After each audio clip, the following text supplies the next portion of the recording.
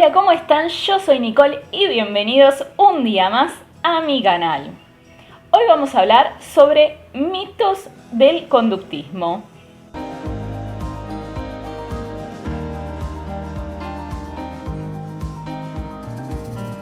En primer lugar, quiero aclarar que acá me voy a orientar más a lo que es el conductismo radical y algunas cuestiones refutadas del conductismo metodológico. Pero antes que nada quiero decir, hay más tipos de conductismo, de hecho hay muchísimos y esto es solo una pequeñita parte de lo que es el conductismo en su totalidad. Así que ahora sí, vamos a empezar. El mito número 1. El conductismo niega la existencia de la mente. A ver, esto es en realidad más que mito, es mitad mito y mitad verdad. Es cierto que, por ejemplo, el conductismo metodológico, que es el conductismo de Watson, lo que decía es que no se podía estudiar la mente. Sin embargo, no negaba su existencia, simplemente le parecía que no tenía sentido plantearnos eso, ya que no lo podíamos estudiar, solo podíamos estudiar lo que observamos directamente. O sea, según ellos. Cuando hablo del conductismo metodológico de Watson, lo que me refiero es al conductismo de aquel hombre que hizo el experimento del pequeño Albert, que yo lo expliqué en otros videos, que es aquel experimento en donde un niño lo hacen interactuar con una rata, ven que no tiene miedo a la rata, después le presentan la rata, hacen sonar un ruido fuerte junto a la rata y después cuando le presentan la rata solo, el niño se asusta igual, o sea, con la rata sola se sigue asustando igual que digamos cuando escuchaba el sonido junto con la rata, y recordemos que él no tenía miedo a la rata. Esto lo explico así como para que tengamos una idea para aquellos que no saben nada de lo que estoy hablando, pero la realidad es que tengo otros videos específicamente hablando de estas cuestiones. Bueno, ahora sí, vamos al conductismo radical, que es el de Skinner, en el que hablo de reforzadores, en el que hablo de castigos, que también lo expliqué en otros videos y se los voy a dejar por algún lugar. Obviamente que digo reforzadores es lo que aumenta la conducta, castigos es aquello que disminuye la conducta.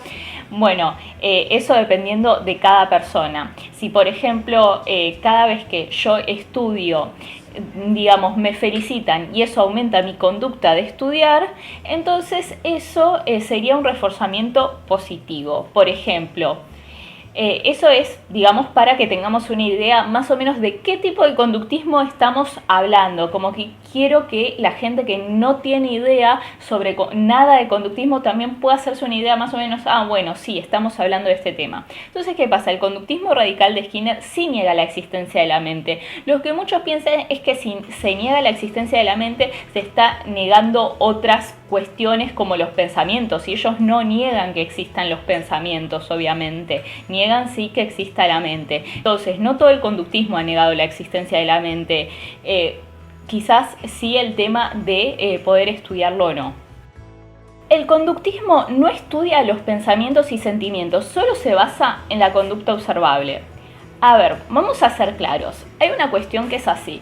Todo lo que implica, digamos, cosas entre comillas internas, implica que estudiar eso que es interno lo voy a hacer a través de la conducta observable. Eso, o sea, no hay otra manera, porque al día de hoy, y no creo que nunca, tenemos otra forma de acceder a los pensamientos. Ahora, el conductismo radical sí que estudia los pensamientos y sí que estudia los sentimientos, y además los tiene en cuenta en todo aquello que influye, digamos, en la conducta.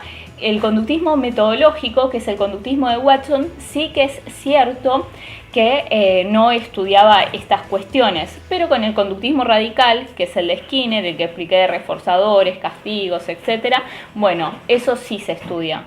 De hecho, por ejemplo, tenemos también las terapias contextuales, como la terapia de aceptación y compromiso, que se basa totalmente en el conductismo radical, y es una terapia que tiene muchísima influencia de lo que es el conductismo radical, y de hecho se basa más en cuestiones de pensamientos, sentimientos, que en lo que sería, digamos, conductas observables directamente, que nosotros observamos de forma directa.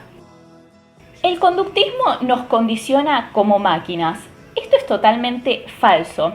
Primero porque la vida misma nos condiciona, o sea, desde que somos chicos todos los estímulos y cuestiones que hay en el ambiente nos van condicionando y tenemos que dejar de pensar que el condicionamiento es algo malo. De hecho, muchos condicionamientos en nuestra vida fueron totalmente beneficiosos y nos ayudaron en muchísimas cosas. Habrá condicionamientos que sean malos, pero en general es algo que sucede en nuestra vida diaria. No es como que, bueno, alguien que se base en análisis conductual me va a condicionar. O sea, sí, es cierto, va a influir el condicionamiento, pero créeme que no va a ser como una máquina, porque además a las máquinas en términos estrictos no las podemos condicionar.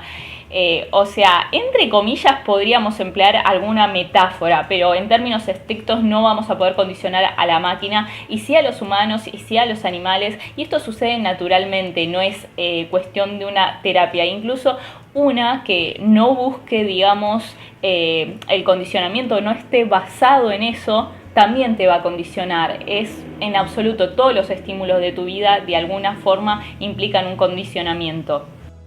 El conductismo dejó de utilizarse porque fue superado por la revolución cognitiva. Bien, lo cierto es que el conductismo, al menos el conductismo radical y el cognitivismo, surgen más o menos en la misma época, por lo que muy difícilmente alguno de los dos superara al otro. Ahora vamos a ver, la cuestión es que no hay una diferencia de años significativas como que para que llamar que haya una revolución cognitiva, ni tampoco el conductismo es algo que dejó de utilizarse, es decir, el conductismo jamás perdió vigencia y sigue más actual que nunca ahora. A ver, entonces también hay otras cuestiones como por ejemplo la terapia cognitiva conductual, pero ni siquiera es la terapia cognitiva por sí sola, sino que también implementa la parte conductual, es decir, no podemos hablar de una revolución cognitiva cuando algo se sigue implementando y no ha dejado de ser utilizado. Así que este es totalmente un mito, no existe una revolución cognitiva. El conductismo se basa en estímulo-respuesta. A ver, si decimos el conductismo de Watson, por ahí podría decir es un poquito más adecuado, aunque desde mi perspectiva todavía no es correcto llamarlo que se base en estímulo-respuesta. Sin embargo, es cierto que, por ejemplo, con el conductismo radical ya empiezan a intervenir más factores como los reforzadores, los castigos, además del condicionamiento clásico, que el condicionamiento clásico, recordemos, es lo que se hizo con el pequeño Albert, por ejemplo. Entonces, empiezan a intervenir más factores de estos. Además que en el conductismo siempre se hace un análisis de la conducta, o sea, los antecedentes, la conducta en sí misma, los consecuentes y la historia de aprendizaje del sujeto. Entonces no se basa en estímulo-respuesta, sino que hay un montón de factores en el contexto, en el ambiente que hay que tener en cuenta. Sería muy poco abarcativo si solo se basara en eso. Así que esto también es un mito.